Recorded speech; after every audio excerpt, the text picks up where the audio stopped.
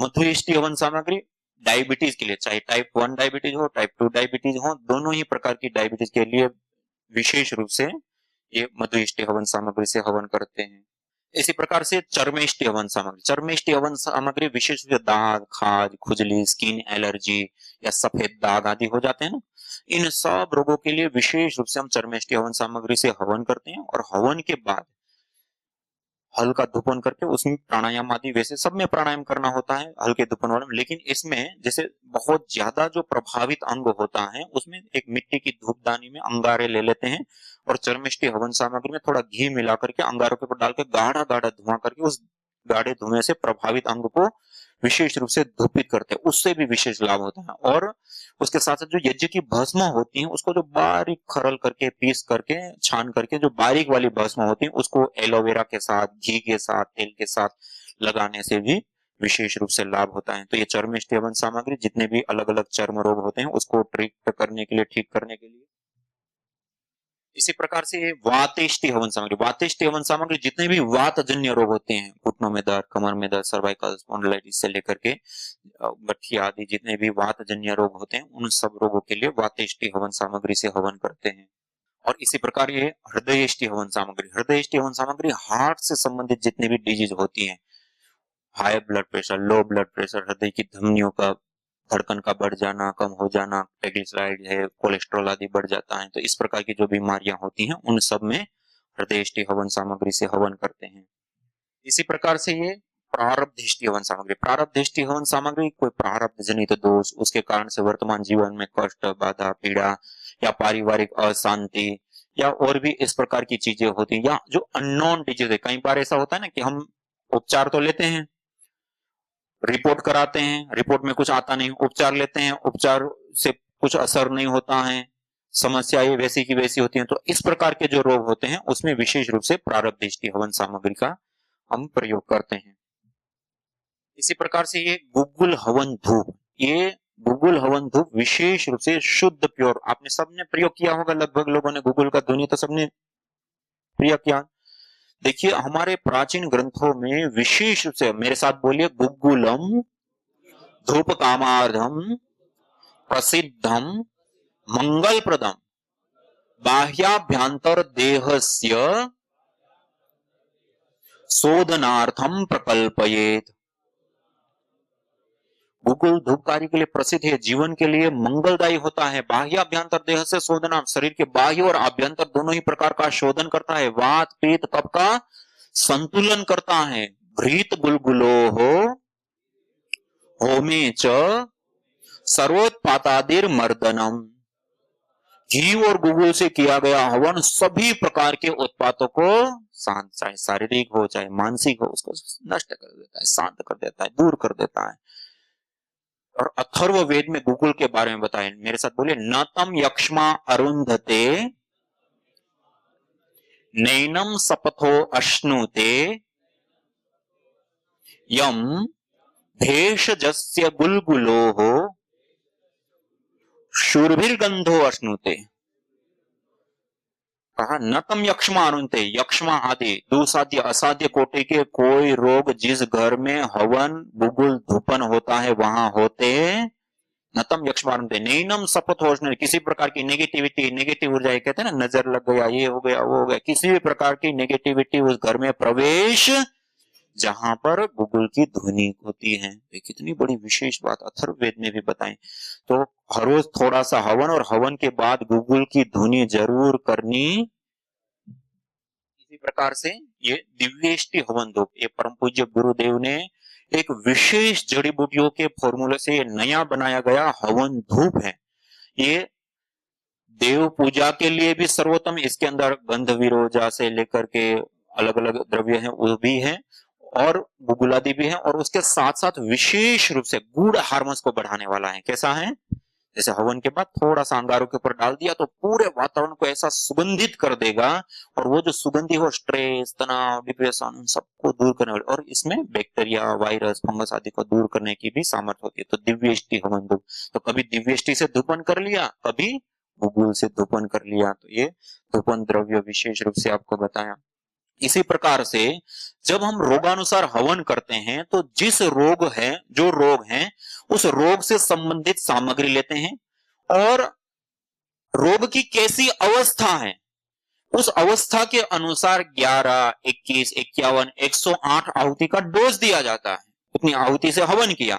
हवन के बाद जब अग्नि शांत हो जाती है तो वही रोगानुसार सामग्री के साथ गुग्गुल मिक्स करते हैं लगभग समान मात्रा में और थोड़ी हल्की मात्रा में घी मिक्स करके और उसको अंगारों के ऊपर रख करके हल्की धुनी करते हैं और उस धुनी वाले वातावरण में प्राणायाम, योगाभ्यास, ध्यान, साधना आदि करते हैं तो वो श्वास के माध्यम से विशेष हमारे शरीर तक पहुंचती है और विशेष हमें लाभ प्राप्त होता है। और हवन करने के समय खिड़की, दरवाजे आदि हल्का खुला रखते हैं, खुले वातावरण में करते हैं, बिल्कुल पैक करके नहीं करते हैं। और जिनको अस्थमा, दमा आदि की प्रॉब्लम है तो वो दूसरी सामग्री से नहीं करेंगे, केवल कफेष्टि से ही करेंगे क्योंकि वो दूसरी सामग्री का धुआं सहन नहीं करना। वो कफेष्टि के अंदर ही वो तत्व है जिसका धुआं वो आसानी से सहन भी कर पाए और उससे उसको ठीक होगा। फिर बाद में वो दूसरी सामग्री से हवन या उस धुएं में रह सकते हैं।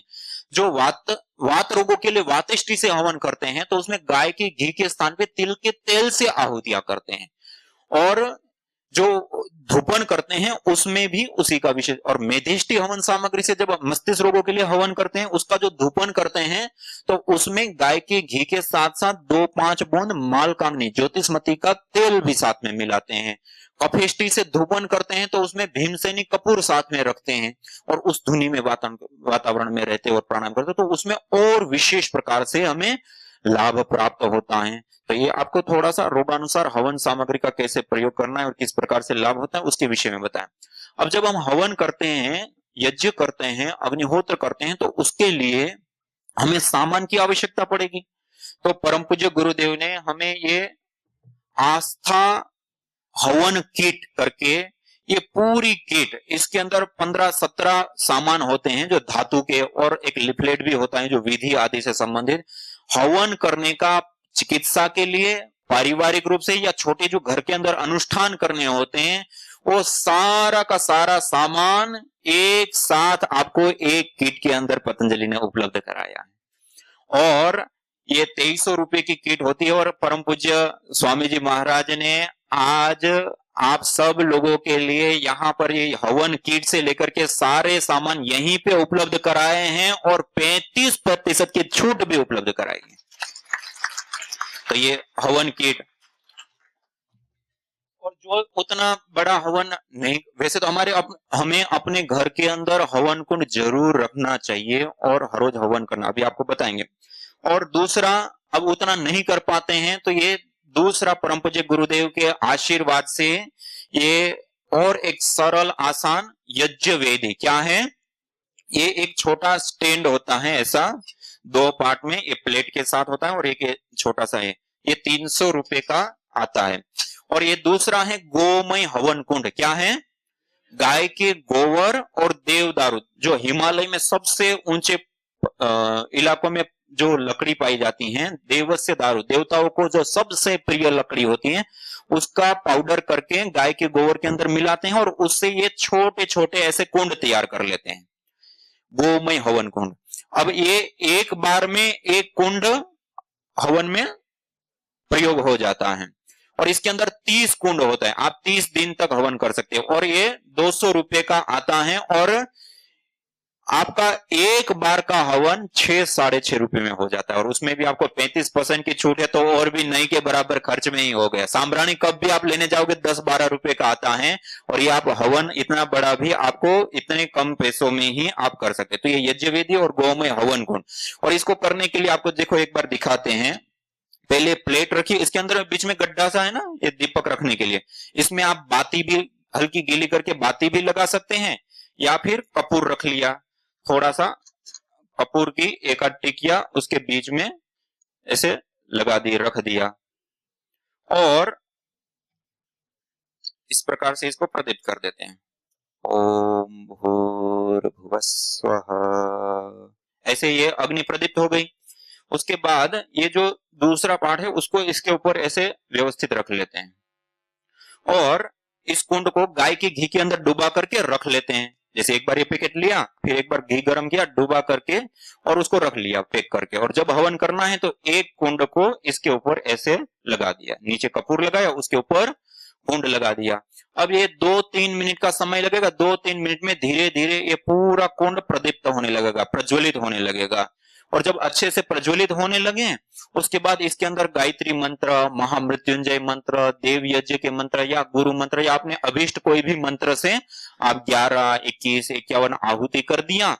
और उसके बाद जब अग्नि शांत हो जाती हैं तो इसी कुंड के अंदर आप गुग्गुल है, दिव्यष्टि है, वो रख दिया और वो धूपन हो जाता है।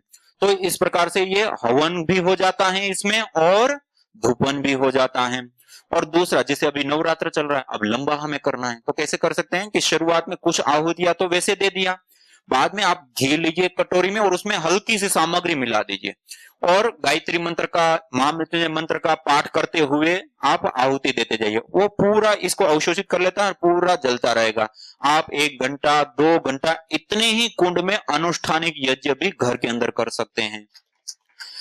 और इस हवन कुंड का प्रयोग हम जब करते हैं तो इससे जो उत्पन्न ऊर्जा है, जो धुआं है, ये कुंड को जलाने पर जो उठने वाला धुआं है उसको भी, जैसे मैंने आपको बताया ना, gas chromatography, mass spectroscopy, GCMS, MS, जो केमिस्ट्री लैब की एक एडवांस टेक्नोलॉजी होती है, उसके माध्यम से इससे निकलने वाले धूम्र को जब एनालाइज किया तो आपको जानकर के आश्चर्य होगा, इसमें कई सारे प्रकार के मेडिसिनल कंपोनेंट, जो स्वास्थ्य देने वाले, स्ट्रेस तनाव आदि को दूर करने वाले, बैक्टीरिया, वायरस, फंगस आदि को दूर करने वाले, ऐसे मल्टीपल कंपोनेंट्स इस हवन कुंड के अंदर होता है और इसका भी वैलिडेशन किया गया है। आप देखेंगे तो पूजा के जितने भी सामान बाजार में मिलते हैं ना, कहीं पर भी रिसर्च उसके ऊपर होती ही, और पतंजलि एक ऐसा संस्थान है कि उसमें भी पूरा रिसर्च करके साइंटिफिक वैलिडेशन के साथ हमें देते हैं कि इसे क्या लाभ या क्या हानि होगी, वो भी सब हमें पता रहता है। तो ये सारा इस प्रकार से। और इस हवन को करने पर देखो इतना धुआं होता है कि आपके पास छोटा फ्लैट है, कहीं भाड़े पे रहते हैं, छोटा कमरा है, वहां पर भी हम आसानी से इस हवन को कर सकते हैं। इससे घर भी काला होगा नहीं, और इतना खर्च, छोटा सा थोड़ा सा खर्च आएगा कि 5-7 रुपए में आपका हवन भी हो जाता है। और आपको आरती आदि करनी है तो इस आरती आदि भी हम कर सकते हैं, और इतना पोर्टेबल होता है, एक कमरे से दूसरे कमरे में ले जा सकते हैं, ले आ सकते हैं। धूपन के लिए भी, जैसे धुपेलिया प्रयोग करते हैं ना, कि कंडे जलाते हैं, फिर उसमें गुग्गुल आदि की धुनी करते हैं, तो इसमें इसको ऐसे जला दिया और इसमें भी धूपन भी हो जाता है, धुपेलिया का काम भी हो जाता है। और ये जैसे प्रदीप्त होने लगा तो उसके बाद आप गायत्री मंत्र, महामृत्युंजय मंत्र से ऐसे कोई भी जड़ी बूटियां लेकर के, ओम सूर्यो ज्योतिर्ज्योतिः सूर्यः स्वाहा, ओम सूर्यो वर्चो ज्योतिर्वर्चः स्वाहा, ओम ज्योतिः सूर्यः सूर्यो ज्योतिः स्वाहा, ओम सजुर्देवेन सवित्रा सजुरुषसेन्द्रवत्या जुषाणः सूर्यो वेतु स्वाहा, ओम अग्निर्ज्योतिर्ज्योतिरग्नि स्वाहा, ओम अग्निर्वर्चो ज्योतिर्वर्चः स्वाहा, ओम स्वाहा, ओम सजुर्देवेन सवित्रा सजुरात्रेन्द्रवत्या जुषाणो अग्निर्वेतु स्वाहा, ओम भूरग्नये प्राणाय स्वाहा, इदमग्नये प्राणाय इदन्नमम, ओम भुवर्वायवे पानाय स्वाहा, इदं वायवे पानाय इदन्नमम, ओम स्वरादित्याय व्यानाय स्वाहा, इदमादित्याय व्यानाय इदन्नमम, ओम भूर्भुवस्वरग्निवायवादितेभ्यः प्राणापानव्यानेभ्यः स्वाहा, इदमग्निवायवादितेभ्यः प्राणापानव्यानेभ्यः इदन्नमम, ओम सर्वं वै पूर्णं स्वाहा, ओम सर्वं वै पूर्णं स्वाहा, ओम सर्वं वै पूर्णं स्वाहा। ऐसे गायत्री मंत्र, महामृत्युंजय मंत्र, देव यज्ञ के मंत्र, उससे आहुतियां कर दी। और लंबा करना है तो थोड़ा थोड़ा साथ में घी भी देते जाइए, और ये आप आरती भी कर सकते हैं, एक दूसरे कमरे में घुमा भी सकते हैं। और इतना पोर्टेबल, सस्ता, सरल, आसान, और इतने से ना आपकी छत काली होगी, ना घर काला होगा, ना पैसों के कारण जेब खाली होगी। और उसके साथ साथ विशेष रूप से इतना छोटा सा हवन करने से हमारे घर का वातावरण पूरा शुद्ध पवित्र सुगंधित हो जाता है। और उसके साथ साथ विशेष रूप से इस हवन को करने से बैक्टीरिया, वायरस, फंगस आदि से भी बचेंगे, रेडिएशन से भी बचेंगे, उत्तम स्वास्थ्य भी मिलेगा, स्ट्रेस, तनाव, डिप्रेशन आदि भी दूर होगा, और भी सैकड़ों लाभ। मेरे साथ बोलिए, सूची जीवो अग्नि ही सहस्रारंभ। पवित्र ज्वाला वाली यज्ञाग्नि हमें हजारों हजारों लाभ प्रदान करती हैं। तो आप सब इस यज्ञ को, हवन को अपने जीवन में विशेष रूप से धारण कीजिए और संकल्प कीजिए। मेरे साथ बोलिए, येन सदनुष्ठानेन संपूर्ण विश्वम कल्याणम भवेत्, आध्यात्मिक, आधिदैविक, आधिभौतिक तापत्रयोन उन्मूलनम सुकरम स्यात् तद यज्ञ पदाभिधेयम। ये छोटा सा यज्ञ है, लेकिन आध्यात्मिक, आधिदैविक और आधि भौतिक तीनों ही प्रकार के तापों से हमें मुक्त कराता है और पूरे विश्व का कल्याण करने वाला है। और इसी प्रकार से श्रीमद् भगवद गीता में कहा, यज्ञ शिष्टा सीन संतो मुच्यन्ते सर्व किल विषय। जो यज्ञ करने के उपरांत प्रसाद रूप अन्न को ग्रहण करता है, वो सभी प्रकार के तापों संतापों से मुक्त हो जाता है। और चतुर्थ अध्याय में जाकर के फिर से बताया, यज्ञ शिष्टा अमृत भुजो यान्ति ब्रह्म सनातनम। जो यज्ञाग्नि के अंदर आहुति देकर के प्रसाद रूप अन्न को ग्रहण करने वाला व्यक्ति सनातन ब्रह्म को प्राप्त करता है। और 18वें अध्याय में जाकर फिर से कहा, यज्ञ दान तप कर्म न त्याज्यम कार्यमेव तत्। यज्ञ दान तपश्चैव पावनानि मनीषिणाम। यज्ञ करना, दान करना और तप करना ये कभी भी त्यागना नहीं चाहिए। मनुष्य को भी पावन करने वाले हैं, तो हम मनुष्य को तो कहां से कहां पहुंचाने वाले कर्म होते हैं। और आचार्य चाणक्य जी कहते हैं, स्वाहा स्वधा कार विवर्जितानि स्मशान तुल्यानि गृहाणितानि। जिस घर के अंदर हवन, यज्ञ, याग आदि नहीं होते हैं, वो घर स्मशान के तुल्य होते हैं, त्याज्य होते। वहां रोग, क्लेश, कष्ट, बाधा, पीड़ा, झगड़ा और अनेक प्रकार के अशुभों से वो घर घिरा रहता है। तो इसलिए प्रतिदिन हमें हवन करना, ये सनातन ब्रह्म की प्राप्ति कराने वाला है, हमारे घर को देवालय बनाने वाला है। कैसा बनाने वाला है? मेरे साथ बोलिए, होत्री सदनम हरितम हिरण्ययम। हमारे घर को देवालय, शिवालय बनाता है। हम अलग अलग मंदिरों पे और कहां कहां जाते हैं, और हमारे घर को देवालय, शिवालय बनाने वाली वस्तु को तो हमने त्याग दिया। तो आज हम यज्ञ करके अपने घर को देवालय बनाएंगे। क्या बनाएंगे? देवालय। और स्वर्ग कामो यजेत कहा, और जो व्यक्ति यज्ञ करता है उसका घर स्वर्ग के तुल्य होता है। कैसा होता है? स्वर्ग के तुल्य होता है। तो हम अब प्रतिदिन यज्ञ करेंगे तो हमारा घर कैसा होगा? स्वर्ग बनेगा। और हम किसी को देते हैं, मेरे साथ बोलिए, दानात देवः। हम जब जो देने वाला है वो देवता बनता है। क्या बनता है? जैसे हम कहते हैं ना, सूर्य देव, अग्निदेव, जल देव, ये हमें दे रहे हैं ना, इसलिए हम उसको क्या कहते हैं? मातृदेवो भव, पितृदेव। माता पिता हमें जन्म से लेकर के आज तक सब कुछ दे रहे हैं, इसलिए वो हमारे लिए क्या है? देव है। तो देने वाला क्या बनता है?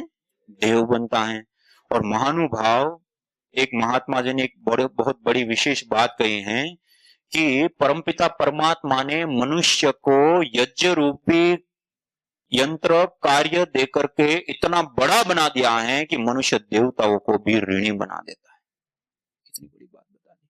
और ये जैसे अग्नि शांत हो गई ना, अग्नि जब शांत हो जाए तो उसमें थोड़ा गुग्गुल आदि जो औषध होती है ना, हम रोगानुसार करते हैं, तो रोगानुसार द्रव्यों को डालते हैं और उस सामग्री के साथ गुग्गुल मिला करके डालते हैं। और अन्यथा दिव्यष्टि है, गुग्गुल है, इसको ऐसे थोड़ी मात्रा में अंगारों के ऊपर रख करके ऐसे कर दे। एक कुंड ऐसा ही बना रहेगा जब तक ये अग्नि शांत नहीं होगी, तब तक ये कुंड ऐसे ही बना। तो पहले हवन भी हो गया और धूपन भी हो गया, और धूपन के रूप में भी आप आरती आदि जो चीजें करना चाहो ऐसे पर। देखो यहाँ कितनी अच्छी खुशबू और सुगंधी आने लगी, थोड़ी देर में आप लोगों तक भी ये पहुंचेगी। तो ये एक दूसरे कमरों के अंदर घुमा दिया, बेडरूम से लेकर के अलग अलग स्थानों पर आरती पूजा आदि करना, उसमें भी तो ये धूपेलिया का भी काम करता है, हवन का भी काम हो गया और उपचार का भी काम हो गया। तो इतना छोटा सरल और आसान विशेष ये यज्ञ वेदी और गोमय हवन कुंड है, उसका भी आप प्रयोग कीजिए और अपने घर को देवालय और स्वर्ग के तुल्य बनाना है और अपने को देवता। क्यों? हमने हवन में जब आहुति दी तो वो आहुति सूक्ष्म होकर के वातावरण में मिलती है, और हमारा सबका सबसे ज्यादा और इंपॉर्टेंट आहार कौन सा होता है? वायु होता है। कीट पतंग पशु पक्षी पेड़ पौधे से लेकर के मनुष्य पर्यंत सब इस वायु में श्वास लेते हैं। ये सुगंध जहां तक जाती है वो सबको लाभ मिलता है। और इन सबको तो छोड़िए, इसके अलावा जो दिव्य शक्तियां हैं, देवीय शक्तियां हैं, जिसको हम देवता कहते हैं, वो भी न अश्नंती न पिबंती देवा गंध मात्रेण तृप्यंती। यज्ञ की जो गंध होती है उससे वो देवगण भी भोजन पाते हैं। तो आप देवताओं को भी भोजन कराने वाले हो गए, और जो देता है वो क्या हो गया? और आप सामान्य मनुष्य से लेकर के पशु पक्षी पेड़ पौधे वनस्पति से लेकर के देवताओं को भी देने वाले हो गए। तो क्या हो गया? और सबसे बड़ा दाता हो गए। तो हम क्या बनेंगे? तो आज आप गुरु धाम में आए हैं तो ये संकल्प लेकर के जाए कि अपने घर को स्वर्ग और अपने को देवता हम बनाएंगे। और ये यज्ञवेदी गोमय हवन कुंड ये सारा सामान यहाँ पर नीचे उपलब्ध है, तो आप सब वहां प्राप्त कर सकते हैं। और विशेष रूप से आप सब लोगों के लिए 35% की, जैसे मैंने बताया, छूट भी है, तो आप उसका भी लाभ विशेष रूप से उठा सकते हैं और अपने लिए भी प्रयोग कीजिए। और अपने भाई बंधु संबंधी गण हैं उसको भी कभी कोई गिफ्ट देनी है तो ये सबसे बढ़िया गिफ्ट है यज्ञ की। तो आज काफी सारा समय हो गया आप सब लोगों के साथ मिलने का, कुछ यज्ञ से संबंधित बात रखने का अवसर मिला। और अधिक आपका कोई यज्ञ के बारे में जानना चाहे तो जैसे आपको वेबसाइट बताई वहां पर सारी चीजें दी हुई हैं, उससे आप और अधिक जानकारी प्राप्त कर सकते हैं।